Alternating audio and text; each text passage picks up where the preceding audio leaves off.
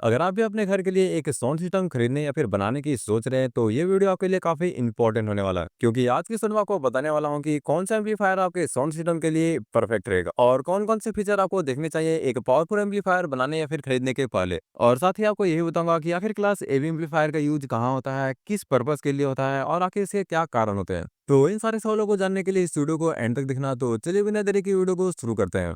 तो अगर आप एम्पलीफायर के बारे में जानते होंगे तो आपको पता होगा कि एम्पलीफायर एक ऐसा इलेक्ट्रॉनिक डिवाइस है जो कि लो फ्रीक्वेंसी सिग्नल को एम्पलीफाई करके स्पीकर तक पहुंचाता है, जिससे हमें स्पीकर में लाउड और क्लियर साउंड सुनाई देता है। तो अब तो बात हो गई है एम्पलीफायर के बारे में, अब हम बात करते हैं टाइप ऑफ एम्पलीफायर। एम्पलीफायर के बहुत सारे प्रकार होते हैं, पर मार्केट में जो सबसे ज्यादा पॉपुलर है वो दो एम्पलीफायर है। पहला एम्पलीफायर है क्लास एवी एम्पलीफायर और दूसरा एम्पलीफायर है क्लास डी एम्पलीफायर। तो सबसे पहले हम बात करते हैं क्लास एबी एम्पलीफायर के बारे में। अगर आप अपने साउंड सिस्टम के लिए क्लास एबी एम्पलीफायर को परचेस करते हो तो उसमें आपको बहुत सारे एडवांटेज मिलते हैं और बहुत सारे डिसएडवांटेज मिलते हैं। तो मैं आपको इसके कुछ एडवांटेज बताता हूं, जैसे कि अगर आप क्लास एबी एम्पलीफायर परचेस करते हो अपने साउंड सिस्टम के लिए तो आपको उसमें साउंड क्वालिटी काफी अच्छे देखने को मिलती है। क्लास एबी एम्पलीफायर का ये सबसे पहला और सबसे अच्छा एडवांटेज है। सो अगर आप ऐसा साउंड सिस्टम बनाने की सोच रहे हो जिसकी साउंड क्वालिटी नेक्स्ट लेवल की हो तो आप क्लास एबी एम्पलीफायर परचेस कर सकते हो। और इसका दूसरा एडवांटेज है कि आपको लोकल मार्केट में इजीली मिल जाएगा और इसके पार्ट्स भी बहुत ही ईज़िली मिल जाते हैं। अगर आपका एम्पलीफायर खराब हो गया तो आप इसके पार्ट्स जो रहते हैं वो आप ईज़िली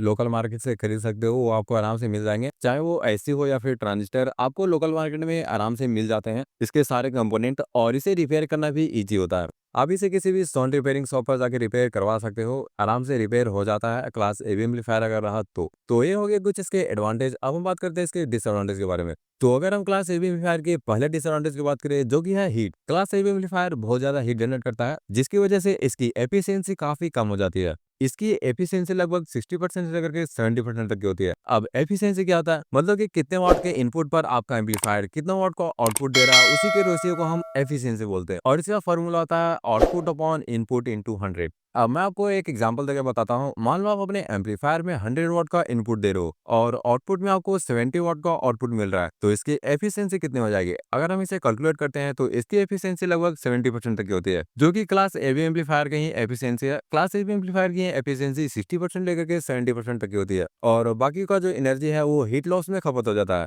मतलब कि 30 से 40% तक की एनर्जी हीट लॉस में खत्म हो जाती है। तो ये रहा इसका पहला डिसएडवांटेज। और इसका दूसरा डिसएडवांटेज है कि आप इसे ऐसे साउंड सिस्टम में यूज नहीं कर सकते हो जिसे बैटरी से ऑपरेट किया जाता हो। अब मान लो कि आप एक ऐसा साउंड सिस्टम बनाने की सोच रहे हो जो कि रिचार्जेबल हो, मतलब कि लाइट हो या ना हो उससे कोई मतलब नहीं है, आप उसमें बैटरी फिट कर रहे हो और बैटरी से आपका साउंड सिस्टम चलना चाहिए। तो उस केस में अगर आप क्लास एवी एम्पलीफायर का यूज करते हो तो आप सोच के देखो, अगर आप उसमें 10 वाट का इनपुट दे रहे हो तो आउटपुट में आपको 7 वाट या फिर 6 वाट ही मिलेगा। तो उससे बैटरी की एनर्जी भी काफी खपत होगी और आपको आउटपुट भी ज्यादा नहीं मिलेगा। सो अगर आप ऐसा साउंड सिस्टम बनाने की सोच रहे हो जो कि रिचार्जेबल हो, मतलब कि बैटरी से चले, तो आप उसमें क्लास एबी एम्पलीफायर का यूज ना ही करो तो ही बेहतर है। क्योंकि अगर आप उसमें क्लास एबी एम्पलीफायर का यूज करते हो तो उसमें आपको बैकअप भी कम देखने को मिलेगा और आउटपुट पावर भी कम देखने को मिलेगा। सो इसलिए अगर आप रिचार्जेबल साउंड सिस्टम बनाने की सोच रहे हो तो अगर आप उसमें क्लास एबी एम्पलीफायर का यूज ना ही करो तो ही बेहतर है। तो ये तो बात हो गया क्लास एबी एम्पलीफायर के एडवांटेज और डिसएडवांटेज के बारे में। तो अब हम बात करते हैं क्लास डी एम्पलीफायर के एडवांटेज और डिसएडवांटेज के बारे में।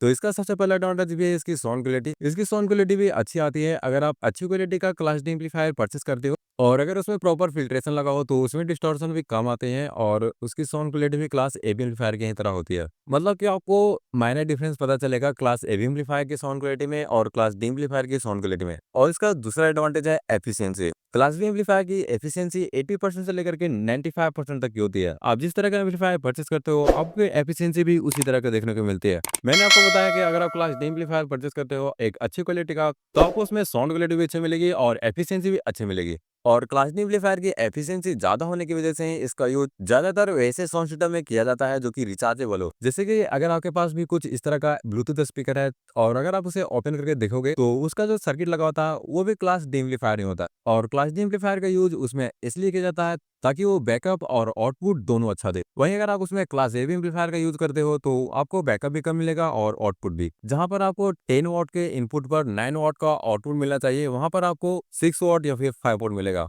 बाकी का एनर्जी हीट लॉस में खपत हो जाएगा। अगर आप क्लास एबी एम्पलीफायर का यूज अपने ब्लूटूथ स्पीकर या फिर रिचार्जेबल स्पीकर में करते हो तो अब हम बात करते हैं क्लास डी एम्पलीफायर के अगले एडवांटेज के बारे में, जो कि है लाइट वेट और कॉम्पैक्ट। क्लास डी एम्पलीफायर काफी छोटा होता है और काफी हल्का भी होता है, जिसकी वजह से इसे एक जगह से दूसरी जगह ले जाने में ज्यादा दिक्कत नहीं होते हैं और ये स्पेस भी काफी कम घेरता है। तो ये तो हो गया क्लास डी एम्पलीफायर को कुछ एडवांटेज। अब हम बात करते हैं इसके डिसएडवांटेज के बारे में। तो इसका पहला डिसएडवांटेज है कि इसके पार्ट्स आपको लोकल मार्केट में नहीं मिल पाएंगे, क्योंकि इसमें एक मास्टर एसी होता है। वो मास्टर एसी का मिलना मुश्किल होता है। अगर ये कभी कभार खराब हो जाए तो आप इसके एसी को ढूंढते ही रह जाओगे, लेकिन इसका एसी आपको लोकल मार्केट में मिलेगा ही नहीं।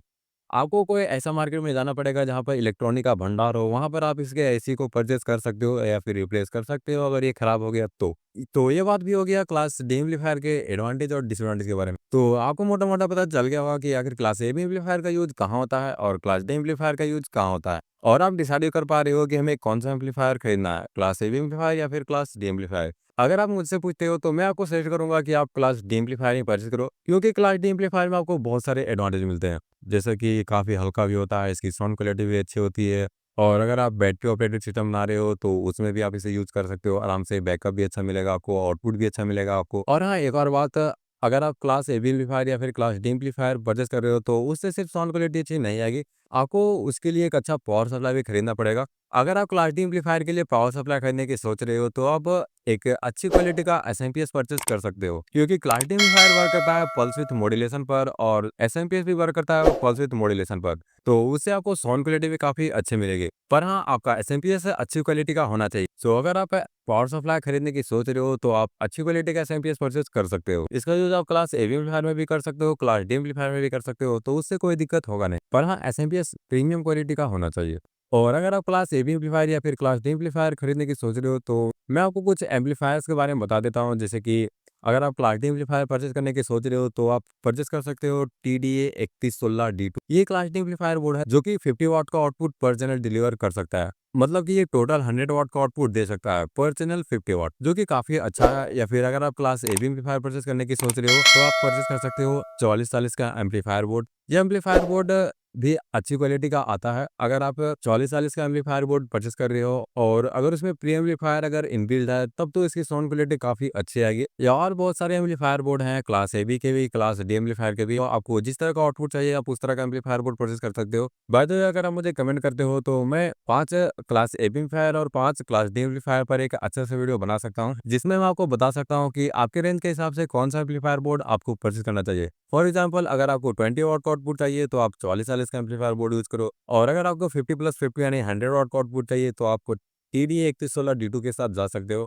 और बहुत सारे वैरायटी होते हैं क्लास एबी एम्पलीफायर के और क्लास डी एम्पलीफायर के लिए। मैं इस वीडियो में आपको नहीं बता पाया क्योंकि मेरे पास इतने सारे एम्पलीफायर बोर्ड अभी अवेलेबल है नहीं। मैंने टोटल 10 एम्पलीफायर बोर्ड को परचेज़ किया है ऑनलाइन। तो अगर आप मुझे कमेंट करते हो तो मैं इन सारे एम्पलीफायर पर एक अच्छा सा वीडियो बना सकता हूँ।